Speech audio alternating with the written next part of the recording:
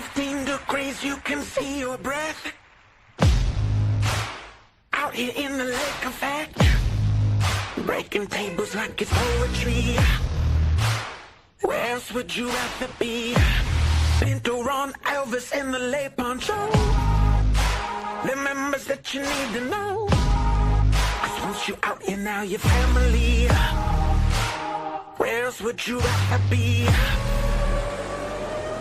Where else would you rather be? Welcome into the Nickel City Crew.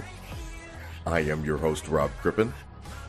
Please like us on Facebook and follow us on Instagram and Twitter at Nickel City Crew. This episode, along with all of our episodes, are presented by Crippen Legacy Entertainment here on Spreaker and StreamYard. We're so glad that you're joining us for some of your Buffalo Bills and NFL content again today. And as always, these are my Bills thoughts said out loud. It's a vibe so ridiculous. Since 12 plus 83 was 6. The shout rocking like a symphony. Where else would you rather be? All right, let's get straight to it. I'm really excited for tonight's episode. It's been a while, man. You've got a friendship that has been forged literally by the Buffalo Bills and tailgating and all the type of stuff. And it's funny because when I tell the story of how I met my co-host, it's just so organic and it is so Bills Mafia. It is exactly what, a microcosm and an example of what Bills Mafia is, literally walking across the street in downtown Buffalo and talking Bill. That's what people do. You meet somebody at the bar, you're talking Bills, man. It's a Bills town all the way. And, I'm really, really excited to hook back up with my co-host, who is not only my co-host, he's, one of my best friends. I'm close with him. I literally, I fuck with this dude, hardcore. Joining me tonight, as always, my co-host, Riding Shotgun, Adam Dumptruck Rupsick. Check him out, on Instagram and Twitter at Adam Rupsick, RUPCZYK. Holla at the crew. DT, one more sleep, as the kids would say. One more sleep. Nickel City, what's happening? Rob, happy to be here, and I echo everything out, man. Love you, and literally can't wait. This trip has been, built up for, as soon as even before the schedule came out, we kind of knew we were going to be doing something like this because we knew the Bills would be in Carolina, and here it is, man. One more sleep. It almost was 0 more sleeps. I woke up this morning kind of frantic. I had went to the Sabres game last night with my job, and might have had a couple, right? And so Right. I get this morning, I wake up all frantic, packing my bag, getting all, not knowing where anything is. I'm like, where's this shirt at? Everything's at the dry cleaners because it's Thursday, and I still got to go there and pick it up and pack for the actual trip. So I'm calling the crew, telling them, all right, what time you get to the airport? I'll send a car to pick you up, Brett, and I'll meet you here. We're doing all they're like, what are you talking about, dude? It's Thursday. Early, yeah. And I said, shit. So I'm so excited. I was trying to skip a day. So hell yeah, we're ready to go. One more sleep. But I needed this. I had work to do. I had things to get done, and now I got it. I have to go actually get my clothes, so I have things to wear this weekend. But looking forward to it, man. It's gonna be a great weekend. As we talked about, everything just kind of laying in there. Haven't seen you in a long time. The boys are active. The weather's gonna be great. A lot of opportunities as we'll get into tonight. But can't wait. This was circled on my calendar a long time, and we're finally here. So let's rock, baby. Yeah, man. I'm really excited because of the fact that I miss you. Stuff like that. I want to see you. Haven't seen you in a while. We talked about it already on Nickel City Crew about the home opener and the season ticket snafu and stuff like that. So I'm really excited to link back up with you and literally host you. I'm getting ready to host you. So we'll get into it all when we get to the Nickel City Crew Tailgate Report, sponsored by Queen City Vintage. DT, a little bit of business to get to. It's funny because I was listening to GR, and I always do, and they've been talking about how maybe the bye week kind of compounded things. It makes people a little bit more stressed because we haven't played a game in so long. And I came up on a topic that I've been thinking about for literally, I guess, since the Atlanta game. It was just maybe even since the Patriots game. And I've been wondering because the reason I named the episode the way that I did, Joe Brady Um, he's had experience. He's a young guy, or whatever the case may be, but he's had experience. I mean, he coached arguably one of the best offenses in college football history down there in Louisiana with LSU. You've got Joe Burrow, you've got Jamar Chase, you've got Justin Jefferson. And the things that I've seen from this offense now with everybody eats and things like that is not really resemblance of what I've seen from Joe Brady and the type of offenses that he ran. I mean, I literally Googled it and Googled LSU play calling with Joe Brady, and like he runs, a pro style offense, and he's got different concepts and different things like that. And then I listened and I heard the guy Greg Cosell was on today with Ross Tucker, and he was like, the Bills don't really do the intermediate stuff like the Lions do. They don't do, a lot of the things that can help Josh Allen. And obviously they wanted to reduce turnovers, but at what expense, did they pay to do that? And I'm just wondering, because this Joe Brady thing, I just can't figure it out, man. He got fired down here where I am in Charlotte with the Carolina Panthers during Matt Rule's regime, because I guess apparently Matt Rule didn't like how much he threw the ball and how aggressive he was, and he wanted to run the ball more. Either Joe Brady did a complete 180 DT and flipped on all of the principles and the things that he learned in LSU and Carolina, or he's being told that this is the way that the offense needs to go. And I needed your help unpacking it, because I don't know, man. It's just weird. After these last two games, it's not clicking. Everything is hard. Obviously, we know that we don't have the receivers on the outside to win, so that obviously compounds that. But this doesn't even seem like a Joe Brady that I thought that we were getting when he took over for Dorsey. And I understand when he took over for Dorsey, he was triage. He was trying to stop the bleeding. But he's had a whole year of this thing where everybody eats seems to be what he wants to do. It's I don't know, man. It's got me asking questions, man.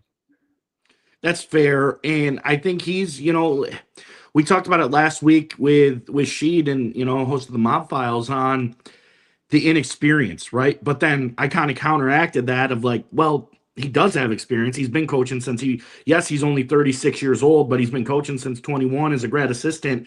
And there's head coaches in the NFL the same age as him. A head coach, Sean McVay's got a Super Bowl ring, the same age as him, right? So inexperience doesn't necessarily mean that you're going to suck. Inexperience can mean a lot of different things.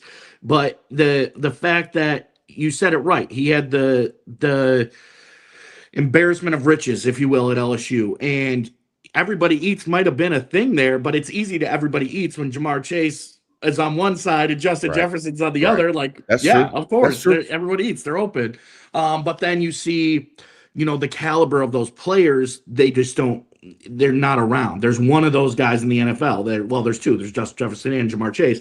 But It was a perfect example of last week when the Bengals played the Steelers on Thursday night with, old ass Joe Flacco and, somebody who's just go back to being simple. Go back to throwing to the best receiver in the game. He's wide open. He had 22 targets and 16 catches in that game. Jamar Chase did. Yeah. So Bills don't have that. A lot of teams in the NFL don't. But that doesn't mean you can't be better at giving the best quarterback in the world, something to get after, right? So I think it's a mix of him, coming guns a-blazing out of LSU, getting into his first big role in Carolina and kind of getting the shit kicked out of him, getting pushed off the pedestal very quickly. Coming to Buffalo, Sean McDermott is a very, hard his way or the highway type of thing. We've gotten into this multiple times. He wants to fit in. He also wants to have his own MO about things. And learning this everybody eats. But then also, I just saw a comment. I apologize. I don't know who came up on it, but said 2 games, relax. It's a little more than 2 games. It's a little more than 2 games. Like, yes, the 2 games look bad, and we lost these last 2 games, and it was tough because the offense was sputtering and yada, yada, yada. But it is more than 2 games. So again, devil's advocate. I'm not going all in. Like, we still got a lot of time, but I will say it is more than 2 games. It's harder. As the best quarterback in the league, why does it look so hard? As opposed to, the Mahomeses of the world where they don't have the crazy talent at receiver either, and he's still making things work. My biggest thing is on the last Monday night, especially against the Falcons, that first read was never there. Wasn't there the entire night. It's the 3-step, 4-step, 5-step drop. Reed is never there to get the ball out, and that obviously caused hecticness, everything else. Josh couldn't get in a rhythm. The offense looked slow, everything because of that. Mahomes, ball out right away. Joe Flacco was throwing the ball before Jamar Chase was even into a route. Just throw it up to him, and we're moving the chains with it.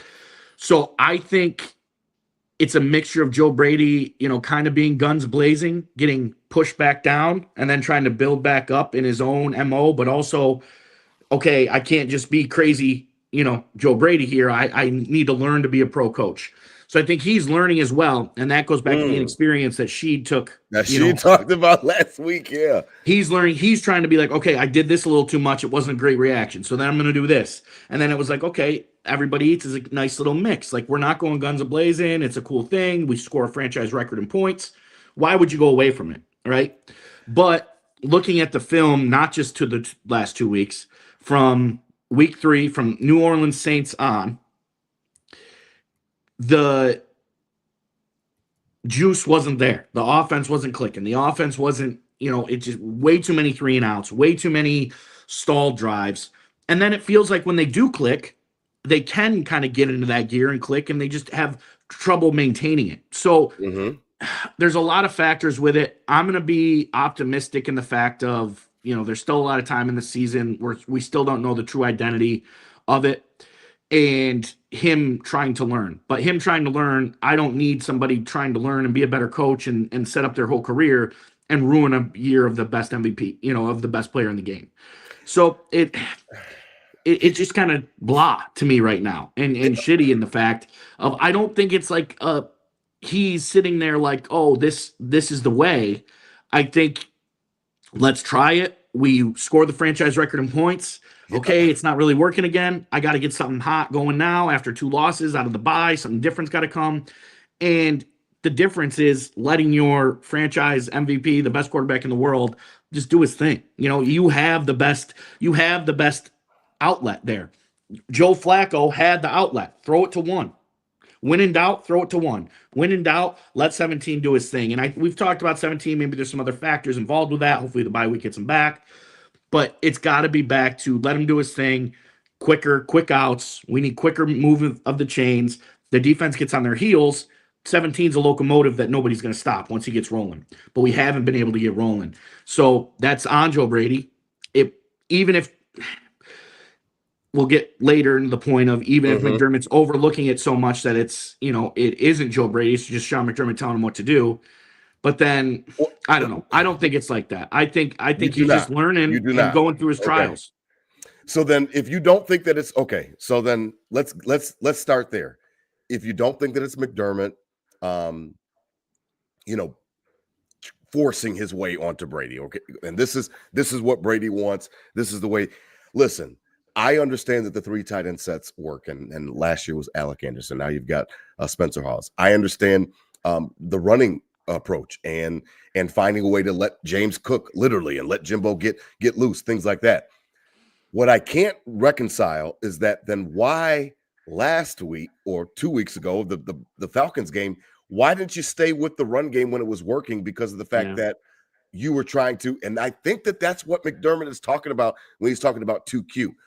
I feel like Brady is trying shit, okay, for lack of a better term. I think like he's trying stuff out. He's trying to figure out stuff. And my problem with that is that we are in a Super Bowl window. You have an MVP quarterback who is more than capable of doing whatever you need him to do. Let's not experiment so much right now in the middle of the season when the games matter and things are on the line. I had a nice exchange on Twitter with a couple of guys who were talking about, like, shout out to Rev, don't, if you're tinkering and you're trying stuff, you don't have to show everything that you're thinking about doing. But now you see the jet sweeps to Elijah Moore and stuff like that, and then the coach is calling them out.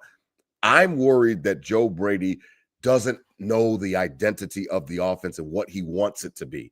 And because of that leads to confusion. It leads to serving multiple masters. I've got to make sure that Josh doesn't have turnovers. I've got to make sure Josh, cuts down on interceptions. And then you're sacrificing some of that for some of the stuff that Greg Cosell talked about a little bit today, which was the Bills don't have an intermediate passing game. They are not in a situation where they are stretching the field and hurting defenses on those types of intermediate routes. That's a problem to me because of the fact that I don't have time to be wondering what we are. I need us in a Super Bowl window to attack and to feel confident in however we're going. If it's 3 tight ends, DT, and it's James Cook all day, then fine. If that's what you guys want to do, then that's fine. I might have a different approach, but I'm not the OC. That's fine. But what I don't like is the indecision. And I feel like there's just some indecisiveness between Joe Brady, what he wants us to be, and then what he's calling on game days. And that is my issue. That's my main crux of my problem with him. I agree. That's an issue then. We're not in an experimental stage here. We're in a win a Super Bowl or bust. And that is not any experiment about it. It's find a way to get it done no matter how you do it. We got to get there. So agree 100%. We shouldn't be in an experimental stage. Some of the things that he's experimenting with, I'm glad if he's going to experiment, he's doing it now. So we're not running that bullshit jet sweep in week 17 or in the wild card weekend, obviously that's out of the playbook now. And if it's not, it's going to be a problem. So trying things that don't work, trying things that work, but it's also, let's put some on 17 too. Like, bro, you are the guy now. You have leadership. You are allowed to talk. You are allowed to make, and I'm not saying he's not, but I think he needs to step up and say, this is unacceptable. We're not experimenting anymore, Joe. I love you. Here's what works. Here's what we do. Get in this set. Let's run it. And if we get stopped, we go from there. But I think it's also on, Josh Allen to be like, hey, I'm not here forever. I want to win a bowl. We're not experimenting, so I like it, but we're not doing that right now. Right. And so I'm putting it on him as well. I don't know where to go on the McDermott thing right now about that because I know he loves to run my premise is that he loves to run the ball. He, what have I always said? He's like Rex Ryan and Dick Duran. He's just more professional. You know what I mean? He broke the drought, stuff like that. So I know his philosophy is let's protect the defense. Let my defense win it, things like that. Now, obviously this year is a little bit different because his defense is not capable and it's showing that it's not capable of winning him games. So I was just wondering if where did everybody eats come from? Whose edict was it to jettison Stephon Diggs? I know he wanted out, so they let him go. You didn't replace him. So because you didn't replace him with another top flight wide receiver, this is the direction that they have decided to go. And I just don't know if it's the right way for a quarterback like Josh Allen to it was funny. I heard on the morning show today, they said, let him off the leash. He's a golden retriever. How do you make your dog happy? Let him off the leash. Let him. Literally the dude says his grandma called him and said, I want you to smile more and stuff like that. Like he is not having a good time. So because he's not let's pick up on the signs. Let's pick up on the signals of what's going on right now. And I feel like the offense is, kind of broken. Like there's something wrong because they did not try to score points. Okay. Relative. Yes, obviously every drive they're trying to score a touchdown. I'm being hyperbolic on purpose. The first game of the year against Baltimore, they had to be forced into that game. They had to be forced to throw the ball down the field. They had to be forced into it because of the deficit that they were under. Jets is a cakewalk. Miami's a cakewalk pretty much. You got New Orleans, and that's another cakewalk, but everything looks tighter. Everything, But I don't feel like I hear that we could just turn it on and off like a light switch. We could just turn on this offense. And I just think that that's a fallacy. I think that is false, DT. I don't think that's true. I don't think that's true.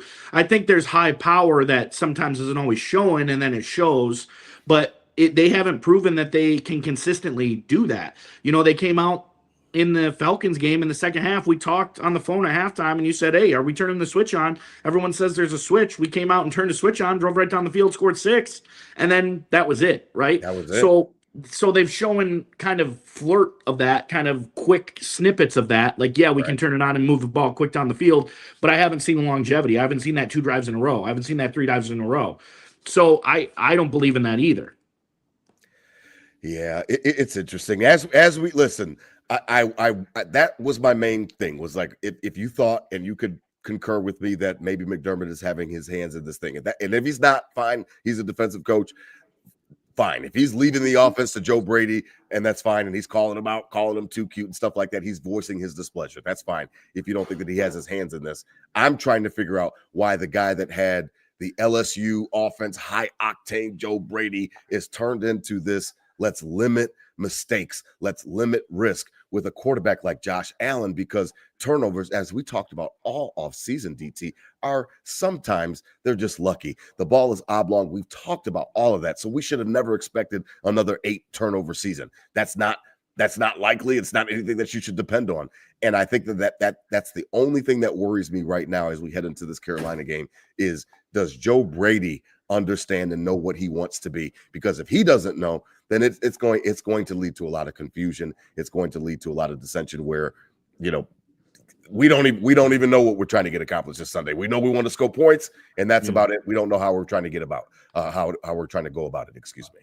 Well, I would say it's going to come quickly, right? If Carolina looks anything like the Falcons or the Patriots game, it's going to get real loud, real quick, and that we probably know nobody's touching McDermott. We know that, but right. Joe Brady can get touched, and if it's the same type of deal, and Rico Dowell has 280 scrimmage yards, it's probably Babbage, to be honest. But if the offense can't do anything, I can't name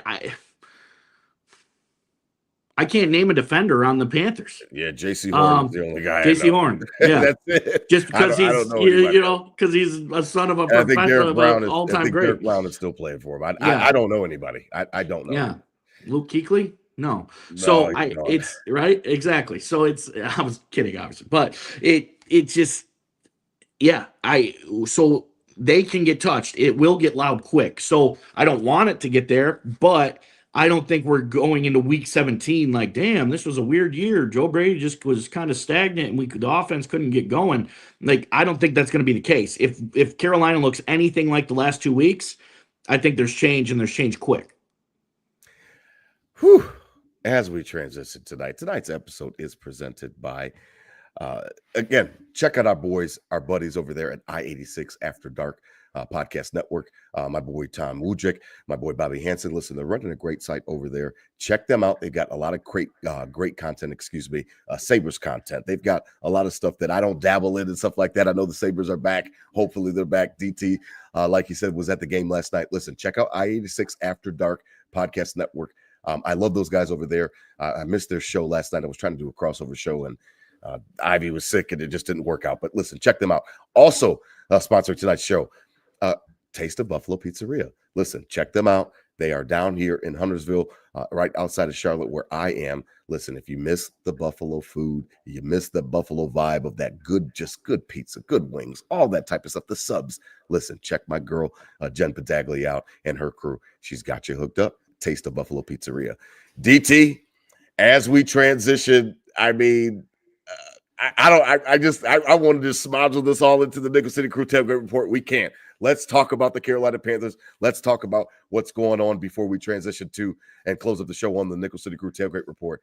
DT, this is a big one for a multitude of reasons that we've already talked about and touched on. And it's a big one because this is an opponent that you should take care of. I know the Panthers are feeling good about themselves. I think they're 4-3 or 3-3, whatever. They're 5-3, three straight wins. 3 straight wins. They're feeling themselves. Things are coming together. Their quarterback is out.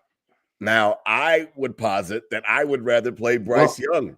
He might not be out. He practiced both days. I think that's posturing. I think that when the media leaves, that's bullshit, and he's not practicing. He's not really going to be playing with that high ankle sprain. So I would prefer to play Bryce Young. Andy Dalton, obviously the backup quarterback.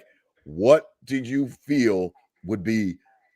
Do you have a preference? Because we just saw Joe Flacco coming off the street, light up the Pittsburgh Steelers, putting up all those yards and touchdowns.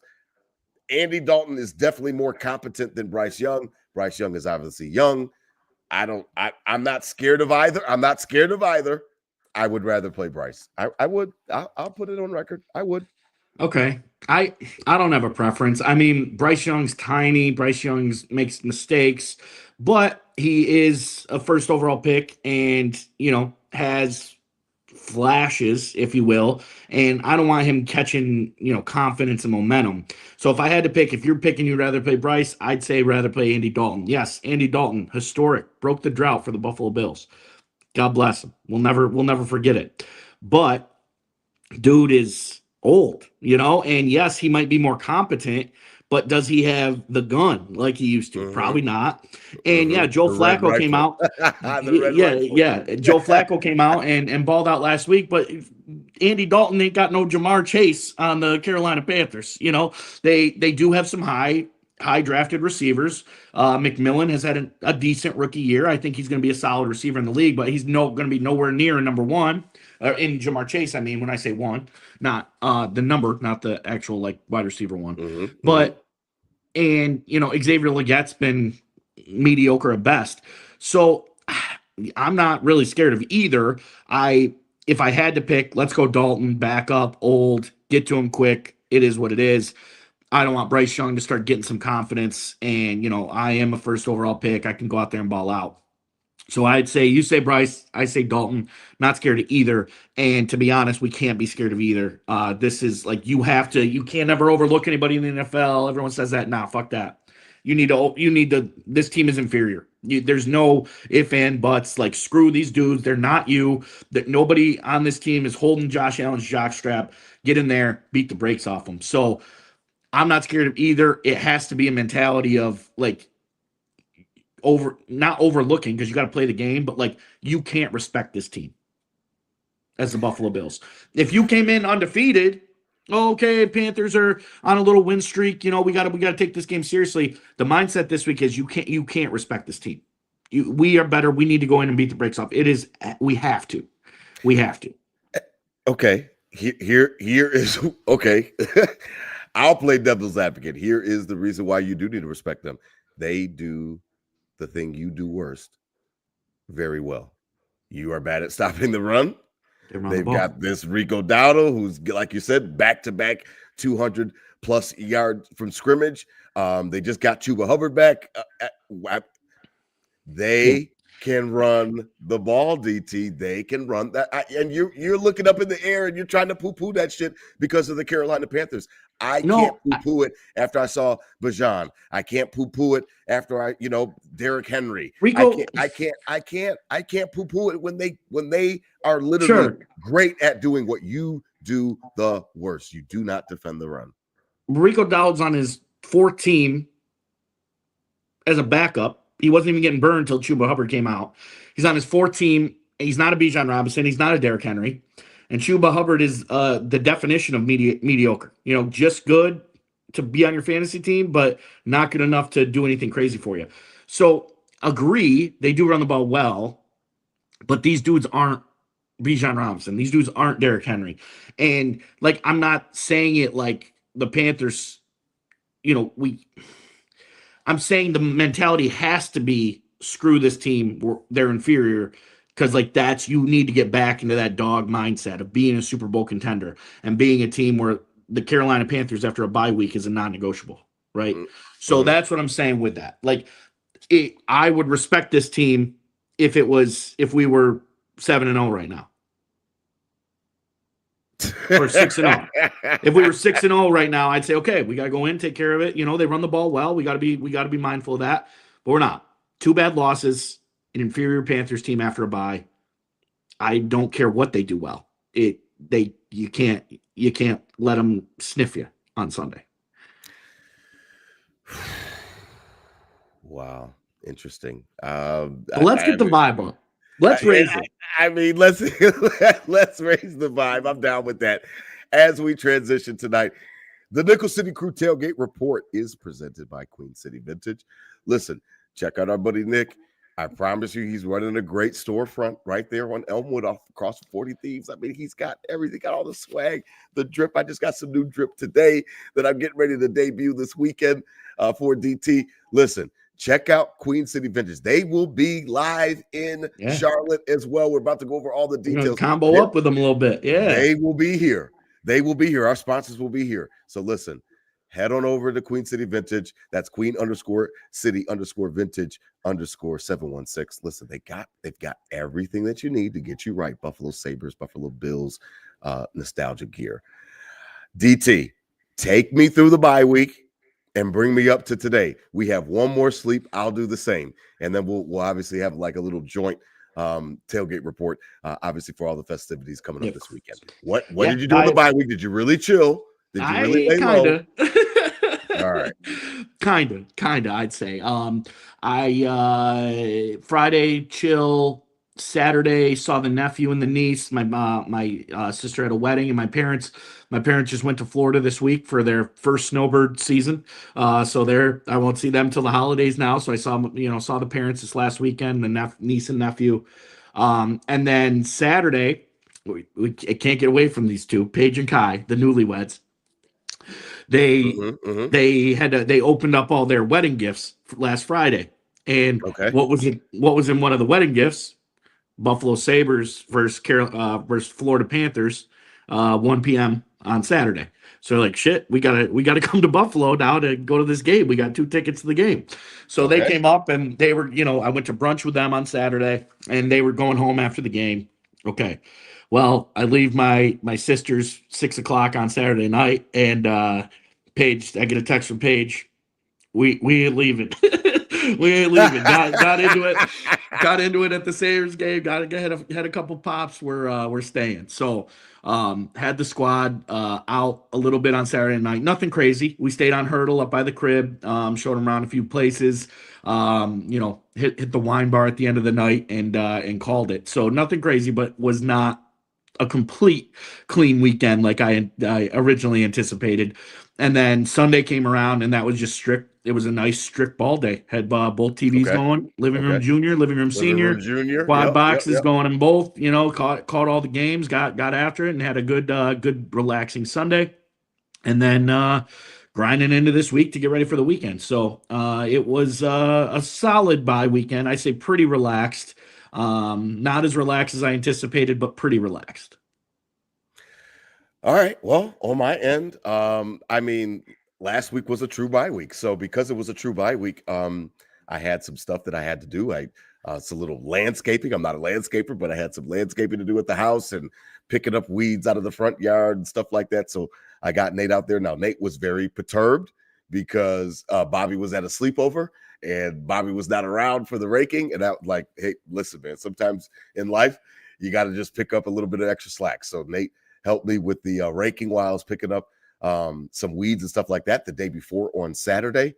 Was epic. It was epic. So it's funny because we're getting ready to change the rules for Quincy's team because the league that we're in, that I coach him on. So flag football starts on Saturday, and we're just dominant. I got them on drills and stuff like that to get the flag drills. So in this league, quarterback cannot run. Okay, so the center can hand it. He doesn't have to snap it because they're just so little. So he can hand it off to the quarterback, but then the quarterback cannot run. You've got to hand it off, or the quarterback needs to throw it. So Quincy plays quarterback. So defensively, we were ready. As soon as they hiked the ball, we're in the back. We were just in the backfield, all over the backfield. And my boy Rowan, shout out to my boy Rowan.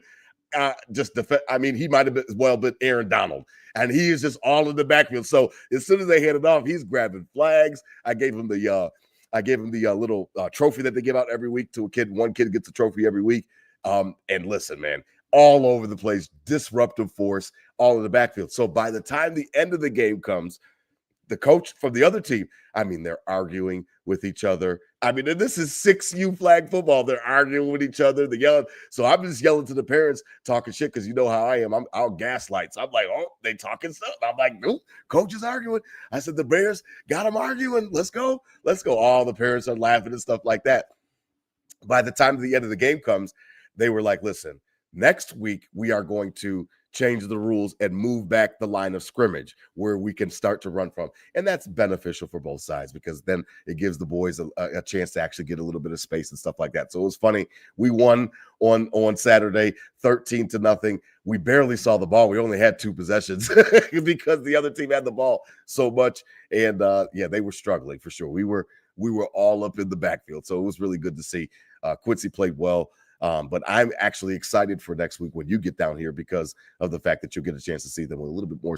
We'll see a little bit more space before the rush comes because my boy Rowan was in the backfield like Aaron Donald Jr. I mean, he was all in there. And the coaches were mad and yelling. And is this legal? I'm like, y'all are running. If y'all want to pass, we can't touch the quarterback.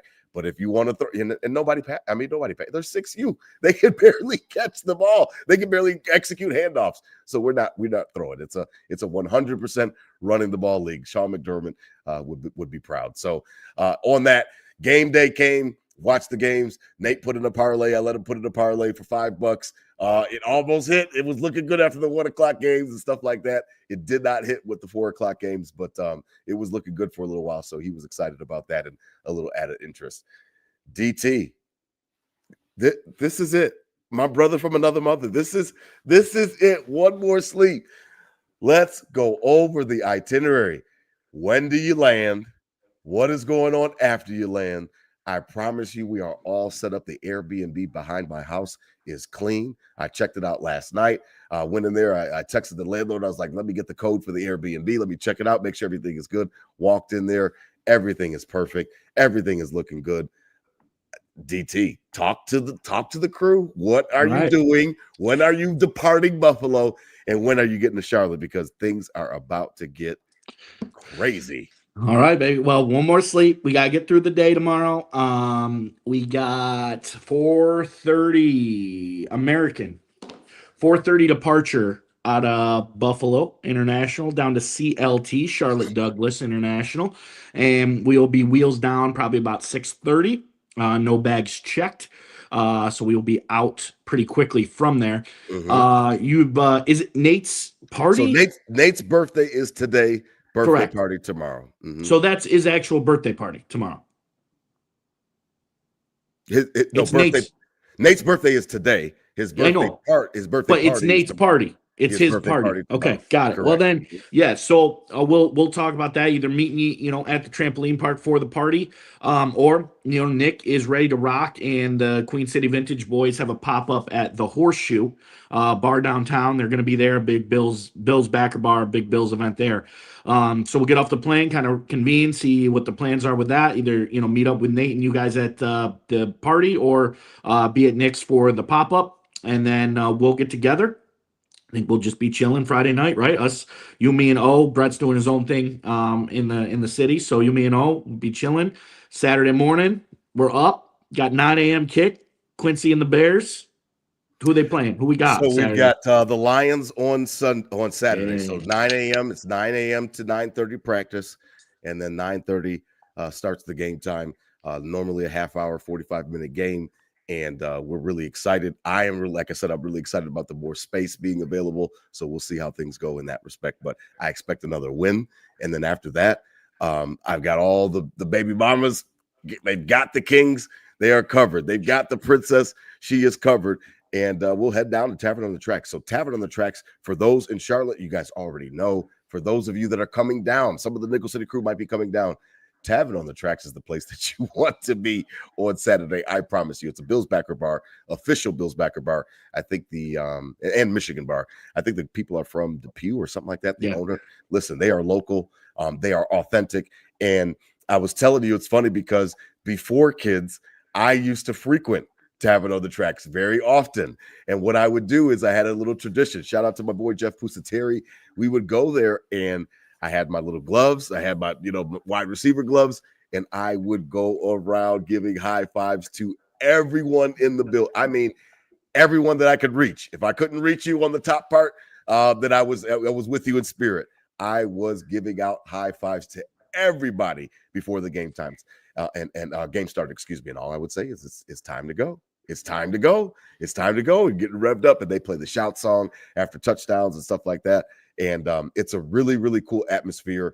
I don't know how they're going to house all these people. They're going to definitely have to kick people out because of the fact that there are going to be so many members of the Mafia there. But that's what DT and I will be doing. If you are in the Charlotte area, if you are coming down to the Charlotte area for this game, check us out. Tavern on the tracks. I'll put that in the post. I promise you, you do not want to miss it. It's going to be the parties of all parties. Our buddy Nick, like you said, from Queen City Vintage, will be holding the pop-up there, selling clothes, selling all the drip, swag. DT, I'm not sure I can get to Sunday if Saturday goes left. Like we have to Uber because it's just too crucial. Crucial. Uber non-negotiable. Let's get down there, have a good time. Queen City Vintage, like you said, going to be there as well. So we're going to be, I'm sure, putting out content, with us, with them, with all the Mafia fans. I mean, Rob, I know, obviously, Charlotte, big transplant city anyway.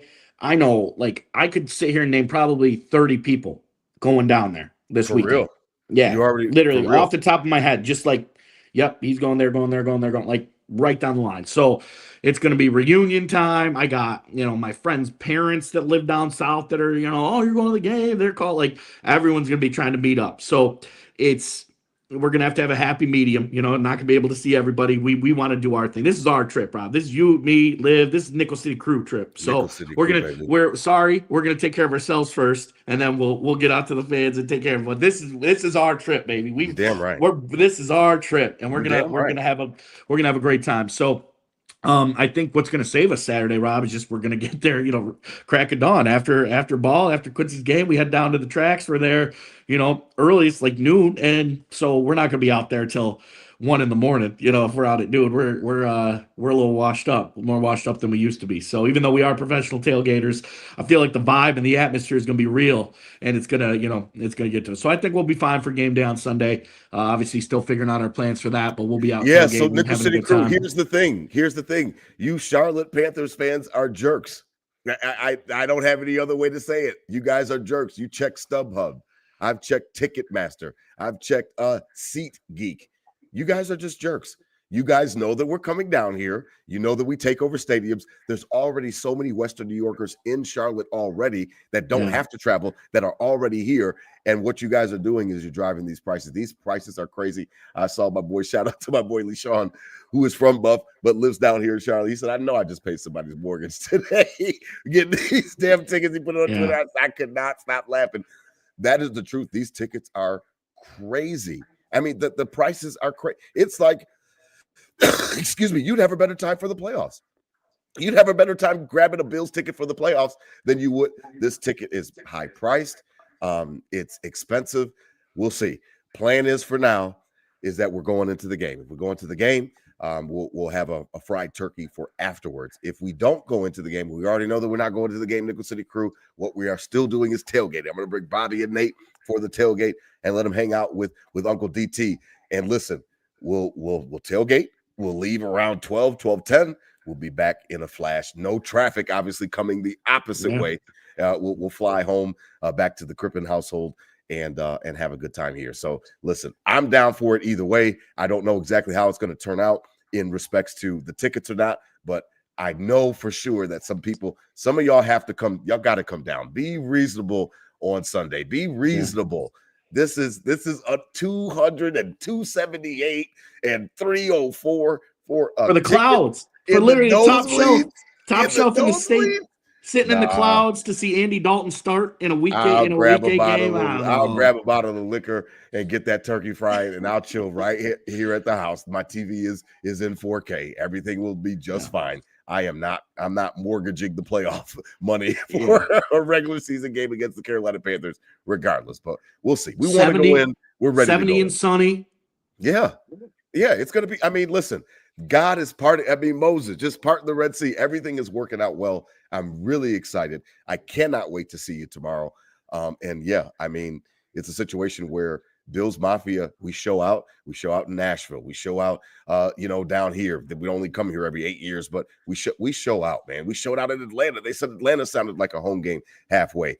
Listen, Bills Mafia, be in the building. We already know that you will be in the building. If you're looking for something to do on Saturday, I promise you, tapping on the tracks is not a bad place to start.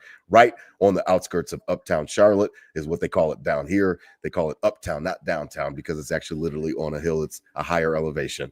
They call it Uptown. Head to Uptown Charlotte, Tavern on the Tracks, right on the outskirts off of South Boulevard. Whew, like I said, I'm worried about making it to Sunday. I'm worried. And with the Uber, I mean, everything's just going to great vibes everywhere. Everybody's ready to go. It's going to be a scene for sure. Now, shout out to our creative director, Olivia Nagel. She is going to have content for you. She's going to have content where, I mean, it's Rob and DT. We back together, brothers from another Bill's mother. I promise you, we gonna be lighting up the streets of Charlotte, and we're gonna have a great time. So please check out the content on Twitter, Instagram, TikTok. She's on now. We've got it all for you. Facebook. It's going. Ooh, DT. I'm getting excited. I'm getting excited. Yeah, can't wait, baby. Basically 24 hours we'll be wheels down in CLT. So can't wait, man. Looking forward to it. Can't wait to see you. Can't wait to see the boys. And yeah, can't wait to see a 5-2 win. Ooh, I like it a lot. I like it a lot. Listen, out there, what a great weekend we've got ahead of us for the Buffalo Bills fans, Bills Mafia, Nickel City crew. We are just so excited for this trip. Again, DT will be in the building. Shout out again to our creative director, Olivia Nagel. She will be in the building. I mean, we can't wait, man. So listen, check out. You'll have plenty of content from us. DT out there, listen, spread love, not hate. Please. Happy birthday to my king, Nate. 12 years old today.